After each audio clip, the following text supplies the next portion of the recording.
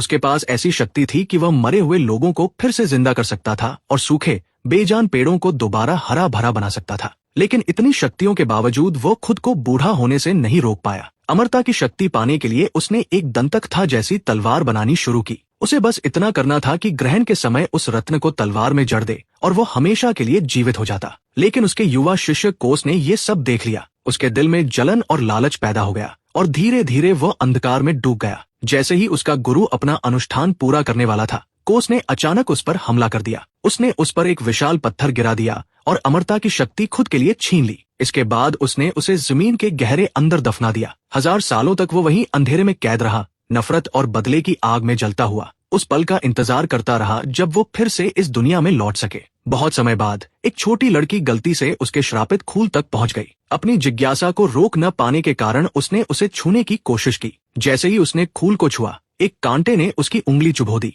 उसकी बड़ी बहन, जो उसे ढूंढते हुए वहां पहुंची थी, वो भी उस खूल के जादू से बच नहीं पाई और उसकी उंगली भी जबरदस्ती चुभ गई। जैसे ही ये हुआ, छोटी बहन अचानक कोमा में चली गई। उसकी आंखें सफेद हो गई और काली नसें उसके पूरे शरीर में फैलने लगी। कुछ ही समय में वही असर बड़ी बहन पर भी दिखने लगा। डर के मारे वे दोनों गांव की सबसे प्रसिद्ध चुड़ैल के पास पहुंची। चुड़ैल ने लड़की के शरीर पर फैली काली नसों को देखा और तुरंत उसके बालों की एक लट काटकर भविष्य देखने की कोशिश की। अचानक घना धुआं उठने लगा और काली ऊर्जा चारों तरफ घूमने लगी। उस रात दोनों बहनों के दिमाग में एक आवाज गूंजने लगी। वो वही था जो उन्हें वापस उस केबिन में बुला रहा था। इससे पहले कि वे कुछ समझ पाती, जमीन से बेलें निकल आईं और उन्हें कसकर जकड़ लिया। उसने उनसे एक सौदा किया। वो उन्हें अपार शक्ति देगा, लेकिन बदले में उन्हें उस जादुई तलवार को लाना होगा ताकि वो खुद को आजाद कर सके और फिर से इस दुनिया में लौट सके। फिल्म की शुरुआत में योद्धाओं का एक समूह जंगल में किसी को घूमता हुआ दिखाई देता है। उसी समय इवान का परिचय होता है, जो बाकी लोगों से अलग लगता है,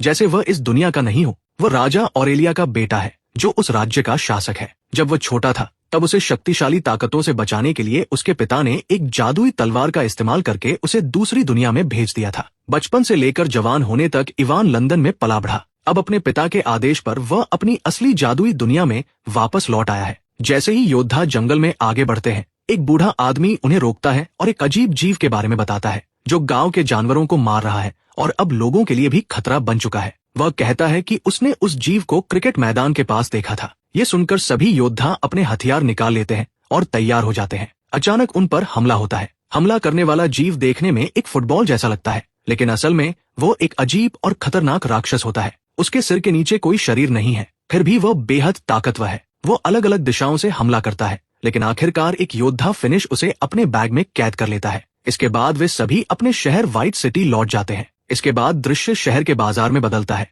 जहां एक छोटी लड़की भूखी हालत में खाना ढूंढती हुई घूम रही होती है। वह एक औरत की टोकरी से एक सेब चुरा लेती है और भाग जाती है। औरत उसे देख लेती है, लेकिन लड़की छिपकर एक कोने में बैठकर सेब खाने लगती है। तभी उसे पास में एक चमकती हुई रोशनी दिखाई देती है। जिज्ञासा के कारण वो वहां जाती है और एक चमकता हुआ फूल देखती है। जैसे ही वो उसे तोड़ने की कोशिश करती है, एक कांटा उसकी उंगली में चुभ जाता है और खून निकलने लगता है। उसी समय वह औरत भी वहां पहुंच जाती है, जिसका सेब लड़की ने चुराया था। लेकिन वह उसे डांटने के बजाय उसे गले लगा लेती है और उससे पूछती है कि वो कहां से आई है और उसके माता पिता कहां हैं। तभी उसकी नजर उस चमकते फूल पर जाती है। वह भी उसे तोड़ने की कोशिश करती है, लेकिन एक कांटा उसकी उंगली में भी चुभ जाता है और वह भी घायल हो जाती है। अचानक वह खूल जमीन के अंदर समा जाता है, जिससे पता चलता है कि वह कोई साधारण खूल नहीं, बल्कि एक जादुई शक्ति है। अगले दृश्य में इवान अपने जादुई घर में पहुंचता है। उसका घर उन सभी आधुनिक चीजों से भरा हुआ है जिनका वो लंदन में इस्तेमाल करता था, जैसे फ्रिज, वॉशिंग मशीन,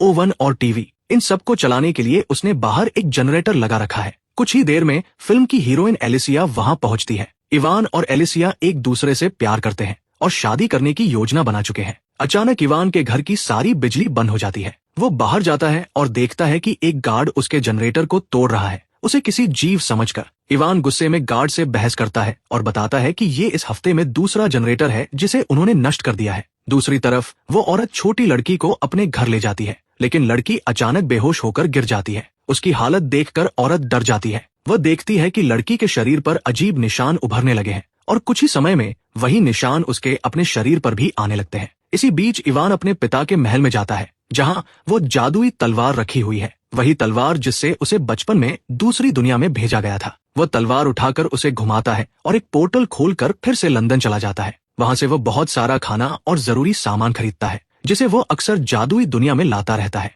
उसी समय वो औरत लड़की को एक बूढ़ी चुड़ैल के पास ले जाती है जो जड़ी बूटियों और इलाज के लिए मशहूर है। लेकिन जैसे ही चुड़ैल लड़की को देखती है वो डर जाती है और कहती है कि बच्ची पर किसी खतरनाक बुरी शक्ति का कब्जा है। वह औरत को सलाह देती है कि वह तुरंत उस बच्ची को डुबोकर मार दे। ये सुनकर औरत गुस्से में आ जाती है और उसकी बात मानने से इनकार कर देती है। जादुई दुनिया में इवान वापस लौटता है जहां उसका पिता उसे राज्य के भव्य टूर्नामेंट में हिस्सा लेने के लिए कहता है। ये एक ऐसा मुकाबला होता है जिसमें सबसे बहादुर और ताकतवर योद्धा अपनी शक्ति दिखाते हैं, लेकिन इवान मना कर देता है। वह कहता है कि वह अपने पिता की तरह बहादुर या शक्तिशाली नहीं है। ये सुनकर राजा बहुत निराश हो जाता है। इसके बाद एक योद्धा साइरस का परिचय होता है जो राजा की सेना का हिस्सा है और 2 दिन के मिशन से लौटता है जहां उसने एक राक्षसी जीव को पकड़ा था। पूरा शहर उसकी बहादुरी का जश्न मनाता है, लेकिन इवान को ये सब बढ़ा चढ़ाकर दिखाना लगता है क्योंकि वह जानता है कि साइरस अक्सर अपनी तारीफ खुद करता है, खासकर एलिसिया के सामने। जल्द ही टूर्नामेंट शुरू होता है। योद्धा अपनी ताकत और कौशल का प्रदर्शन करते हैं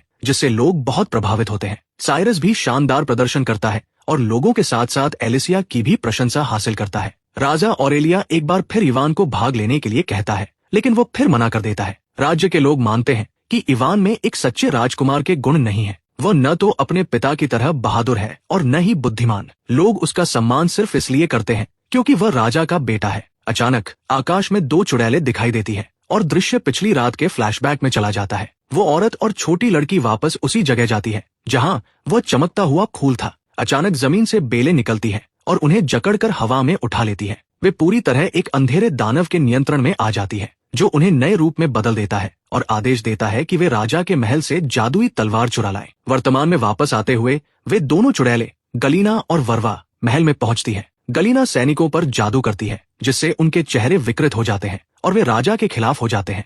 वर्वा, जो एक शक्तिशाली चुड़ैल है, पता लगाती है कि तलवार महल के अंदर है। वो अपना रूप बदलकर महल में उड़ते हुए अंदर जाती है ताकि तलवार चुरा सके। इसी बीच बाहर अफरातफरी मच जाती है क्योंकि जादू के प्रभाव में आए सैनिक सभी पर हमला करने लगते हैं। फिनिश और एलिसिया बहादुरी से उनका सामना करते हैं। जंगल वाली बूढ़ी चुड़ैल भी उनकी मदद के लिए आ जाती है, साथ ही एक शक्तिशाली जादूगर भी जिसने पहले इवान को दुनियाओं के बीच यात्रा करने में मदद की थी। इस हंगामे के दौरान पहले पकड़ा गया राक्षसी जीव भी भाग निकलता है। इसी बीच वर्वा तलवार चुरा लेती है और भागने की कोशिश करती है। तभी इवान अपना मोबाइल फोन उसकी ओर फेंकता है जो उसे लग जाता है और तलवार उसके हाथ से गिर जाती है। वर्वा भी जमीन पर गिर जाती है। इवान तुरंत तलवार उठाकर अपने पिता को दे देता है, लेकिन जब राजा ऑरेलिया उसे इस्तेमाल करने की कोशिश करता है तो वह ठीक से काम नहीं करती। तब पता चलता है कि इवान ने उस तलवार का बहुत ज्यादा इस्तेमाल किया है दुनियाओं के बीच यात्रा करने के लिए, जिससे उसकी शक्ति कमजोर हो गई है। राजा तलवार वापस इवान को दे देता है और उसे आदेश देता है कि वह इसे लेकर भाग जाए और हर कीमत पर इसकी रक्षा करे।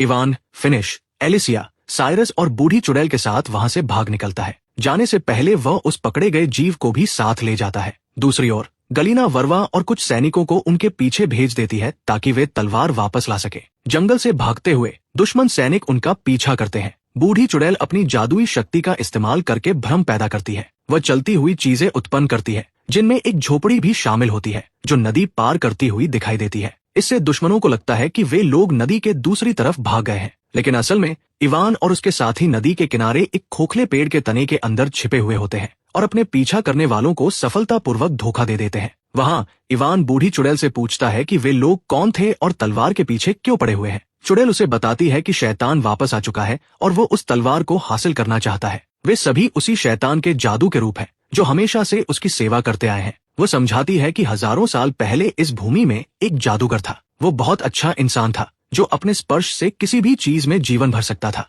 लेकिन एक दिन उसे एहसास हुआ कि वह भी बूढ़ा हो रहा है और एक दिन मर जाएगा। मौत के डर से उसने अमर होने का फैसला किया। उसने को नाम का एक प्राणी बनाया जो हमेशा उसके साथ रहता था। अमरता पाने के लिए उस जादूगर ने एक जादुई तलवार बनाई। योजना ये थी कि सूर्य ग्रहण के दौरान उस तलवार में एक जादुई रत्न जड़कर वह अमर हो जाएगा, लेकिन को ने उसे धोखा दे दिया। उसने जादूगर पर एक विशाल पत्थर गिरा दिया जिससे उसकी मौत हो गई और फिर उसी तरीके का इस्तेमाल करके खुद को अमर बना लिया। तब से वह जादूगर हजारों सालों से जमीन के गहरे अंदर दबा हुआ है, गुस्से और बदले की भावना से भरा हुआ। अब वो अपनी तलवार वापस चाहता है जो इस समय इवान के पास है। इसके बाद मेडिकल किंग वहां आता है और कहता है कि उन्हें मृत भूमि डेडलैंड जाना होगा। केवल वहीं उन्हें पता चलेगा कि उस जादूगर को कब और कैसे नष्ट किया जा सकता है। हालांकि मृत भूमि तक पहुंचना आसान नहीं है। उन्हें एक लंबा और खतरनाक रास्ता तय करना होगा। इसके बाद वे सभी अपनी यात्रा शुरू करते हैं। दूसरी ओर दोनों चुड़ैले और उनके जादुई सैनिक उस चलती हुई झोपड़ी का पीछा कर रहे होते हैं।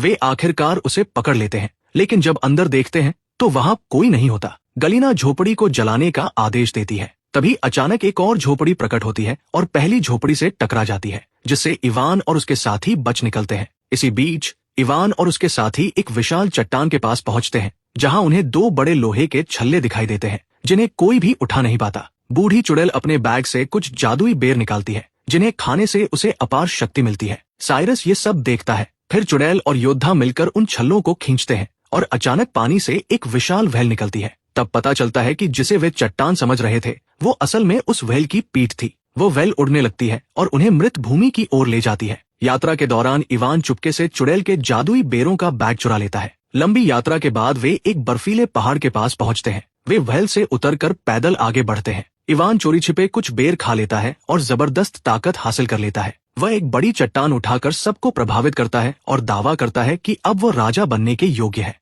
आगे बढ़ते हुए वे एक बोलने वाले पहाड़ तक पहुंचते हैं। वो पहाड़ उन्हें चेतावनी देता है कि वे वापस लौट जाएं, क्योंकि जो भी इस बिंदु के आगे गया है वो कभी जिंदा लौटकर नहीं आया। वह कहता है कि मृत भूमि यहीं से शुरू होती है और आगे बढ़ने के लिए उन्हें उसके 3 सवालों का जवाब देना होगा, जिनका जवाब आज तक कोई नहीं दे पाया। इवान चालाकी से उसे धोखा देता है और ये यकीन दिला देता है कि उसने तीनों सवालों के जवाब दे दिए हैं। प्रभावित होकर पहाड़ उसे एक चमकता हुआ पत्थर देता है और अंदर जाने की अनुमति दे देता है, ये कहते हुए कि उसे अपने सारे जवाब अंदर मिल जाएंगे। इवान उस चमकते पत्थर के साथ पहाड़ के अंदर प्रवेश करता है, जहां चारों ओर घना अंधेरा होता है। अचानक वह देखता है कि उसका पिता राजा ऑरेलिया एक चट्टान पर खड़ा है। इवान उससे पूछता है कि वह वहां क्या कर रहा है। राजा बताता है कि इवान के जाने के बाद उस जादूगर ने उसे मार दिया और अब वो मर चुका है। इवान कहता है कि उसके पास वह चमकता पत्थर है, जिससे वो किसी एक मरे हुए व्यक्ति को वापस जिंदा कर सकता है। लेकिन उसका पिता मना कर देता है और कहता है कि वह अपना जीवन जी चुका है, अब राज्य की जिम्मेदारी इवान की है।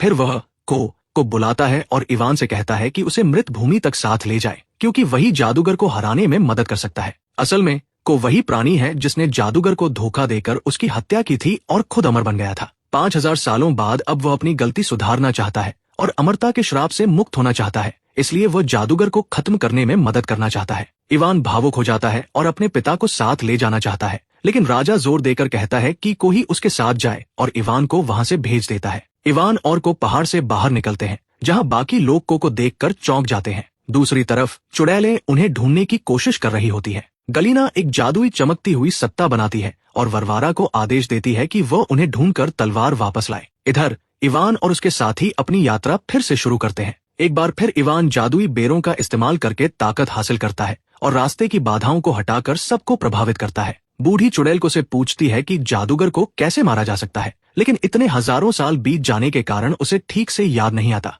वह बार बार उसके सिर पर मारती है, तब जाकर उसे कुछ याद आता है। वो बताता है कि जिस पत्थर से उसने जादूगर को मारा था उसे टुकड़ों में तोड़ना होगा, तभी जादूगर नष्ट होगा, लेकिन वह पत्थर केवल जादुई तलवार से ही टूट सकता है। एलिसिया याद दिलाती है कि तलवार इवान के पास है। ये सुनकर इवान चिंतित हो जाता है और स्वीकार करता है कि तलवार की शक्ति कमजोर हो गई है, क्योंकि उसने उसे बार बार दुनियाओं के बीच पोर्टल बनाने के लिए इस्तेमाल किया था। ये सुनकर सभी नाराज हो जाते हैं। इवान तलवार लेकर जंगल में चला जाता है और अपने किए पर पछताने लगता है। सोचते सोचते वो अनजाने में तलवार को जमीन में घुसा देता है। धरती की ऊर्जा तलवार की शक्ति को फिर से बहाल कर देती है। इसे जांचने के लिए वह एक चट्टान को 2 हिस्सों में काट देता है और समझ जाता है कि तलवार फिर से काम कर रही है। इसके बाद वह बची हुई सारी जादुई बेर खा लेता है और तलवार को एक भारी चट्टान के नीचे रखकर आराम करने लगता है। उसी समय फिनिश पहरा दे रहा होता है, लेकिन अचानक उसे एक तीर लग जाता है। पता चलता है कि वरवारा ने उन्हें ढूंढ लिया है और अपनी सेना के साथ हमला कर दिया है। एलिसिया को और बाकी सभी जादुई सैनिकों से लड़ते हैं। इवान तलवार निकालने के लिए चट्टान हटाने की कोशिश करता है, लेकिन वह नहीं कर पाता क्योंकि बेर का असर खत्म हो चुका होता है और उसके पास अब कोई बेर नहीं बचा होता। बाकी लोग जादुई बेरों का बैग देख लेते हैं और समझ जाते हैं कि इवान की सारी ताकत उन्हीं बेरों की वजह से थी। बूढ़ी चुड़ैल गुस्से से भर जाती है। जादुई सेना के सामने कमजोर पड़कर उन्हें पीछे हटना पड़ता है। वरवारा उन्हें जानबूझकर भागने देती है क्योंकि उसका असली लक्ष्य तलवार है। उसके सैनिक चट्टान के नीचे से तलवार निकाल लेते हैं और वरवारा उसे अपने पास रख लेती है। लेकिन यहाँ एक मोड़ आता है। वरवारा खुद उस तलवार को रखना चाहती है और अमर बनना चाहती है, न कि उसे गलीना को देना। इसी बीच इवान और उसके साथी जंगल में छिपे होते हैं। फिनिश बुरी तरह घायल है और उसकी हालत खराब होती जा रही है। को सुझाव देता है कि उसे किसी शहर ले जाना चाहिए। इवान से नाराज होकर वे उसे वहीं छोड़ देते हैं। इवान उनका पीछा करता है, लेकिन एक भूस्खलन उसे उनसे अलग कर देता है और वे उसे छोड़कर चले जाते हैं। इवान और वह जीव वापस उसी जगह पहुंचते हैं जहां पहले उन पर हमला हुआ था। वहां इवान को तलवार का खोल शीत मिल जाता है। दूसरी ओर वरवारा तलवार लेकर जा रही होती है। तभी गलीना उसका सामना करती है। दोनों के बीच लड़ाई होती है और तलवार जंगल में कहीं गिर जाती है। गलीना वरवारा पर विश्वासघात का आरोप लगाती है, लेकिन वरवारा अब जादूगर की सेवा करने से इनकार कर देती है। गलीना उस पर जादू करके उसे फिर से अपने नियंत्रण में ले लेती है और अपने सैनिकों को तलवार ढूंढने के लिए भेज देती है। इसी बीच पहले भागा हुआ राक्षसी जीव उस गिरी हुई तलवार को ढूंढ लेता है और उसे लेकर इवान के पास पहुंच जाता है। खुश होकर इवान वापस व्हाइट सिटी लौटता है। वहां शहर पर जादूगर की सेना हमला कर रही होती है। इवान अपनी तलवार से उनसे लड़ना शुरू कर देता है। जल्द ही बाकी साथी भी आ जाते हैं और बूढ़ी चुड़ैल द्वारा बनाई गई दवा से फिनिश का इलाज करते हैं। उसके घाव तुरंत भरने लगते हैं। सभी मिलकर जादुई सेना से लड़ते हैं। वह जीव उन्हें एक विशाल पत्थर के पास ले जाता है और संकेत देता है कि शायद यही वो पत्थर है जिसे नष्ट करना होगा। इवान उसे काटने की कोशिश करता है, लेकिन कुछ नहीं होता। अचानक एक सैनिक को का सिर काट देता है। फिर भी को का सिर बोलता रहता है और रेलस्टोन की ओर इशारा करता है। जैसे ही इवान उसकी ओर बढ़ता है, को अपना सिर वापस जोड़ने की कोशिश करता है, लेकिन तभी गलीना वहां आ जाती है और अपने जादू से उसे और उस जीव को दूर फेंक देती है। जैसे ही इवान पत्थर पर वार करने वाला होता है, को सब कुछ याद आ जाता है और वह चिल्लाता है कि उस पत्थर को नष्ट करने से जादूगर आजाद हो जाएगा। लेकिन तब तक बहुत देर हो चुकी होती है। इवान तलवार को पत्थर में घुसा देता है और जादूगर मुक्त हो जाता है। चारों ओर तेज रोशनी फैल जाती है। आजाद होते ही जादूगर गुस्से में इवान पर हमला करता है। जैसे ही वो उसे मारने वाला होता है, को बीच में आ जाता है और उससे विनती करता है कि वह उसे सजा दे, ये स्वीकार करते हुए कि उसने विश्वासघात किया था और अमरता एक श्राप है, वरदान नहीं। जादूगर उसकी बात अनसुनी कर देता है और उसे फिर से जमीन के अंदर कैद कर देता है। बाकी सभी उस पर हमला करते हैं, लेकिन वह उन्हें आसानी से हरा देता है और अपने जादू से सभी को जिंदा दफनाने लगता है। इवान लड़ने की कोशिश करता है, लेकिन असफल हो जाता है। उसी समय उसे अपने पिता का दर्शन होता है, जो उसे बताते हैं कि उनकी शक्ति धरती से आती है, वे उसी से जन्मे हैं। इवान फिर से हिम्मत जुटाता है और जमीन से शक्ति खींचता है। वो खुद को आजाद करता है, जादूगर की बेलों को काटता है और कहता है कि अगर धरती उसे शक्ति देती है तो जादूगर को भी देती होगी। इस बात को समझकर वह जादूगर को जमीन से बाहर खींच लेता है, जिससे वो कमजोर हो जाता है। फिर वह अपनी तलवार से एक पोर्टल खोलता है और जादूगर को खींचकर इंसानों की दुनिया मॉस्को में ले जाता है। वहां जादूगर जमीन से शक्ति लेने की कोशिश करता है, लेकिन इवान उसे बताता है कि ये उसकी दुनिया नहीं है। मॉस्को में जमीन इमारतों और गहरे बेसमेंट से ढकी हुई है, जिससे उसके लिए धरती की ऊर्जा पाना मुश्किल हो जाता है। जादूगर जमीन को तोड़ने की कोशिश करता है, लेकिन कमजोर होता जाता है और अंत में मर जाता है। मरने से पहले वह चेतावनी देता है कि वह एक दिन वापस आएगा और दोनों दुनियाओं को नष्ट कर देगा। इसके बाद वो राख में बदल जाता है। उसकी मौत के साथ ही दूसरी दुनिया में उसका जादू कमजोर पड़ जाता है और जो लोग जमीन के नीचे दबे थे वे सुरक्षित बाहर आ जाते हैं। इवान पोर्टल के जरिए वापस लौट आता है। महान जादूगर उन सैनिकों को भी ठीक कर देता है जो दुश्मन के नियंत्रण में थे। गलीना उन्हें चेतावनी देती है कि इसे जीत न समझे और वहां से भाग जाती है। अंतिम दृश्य में शहर के लोग इवान को अपना राजा स्वीकार कर लेते हैं और सभी खुशी खुशी रहने लगते हैं। इसी के साथ फिल्म समाप्त हो जाती है।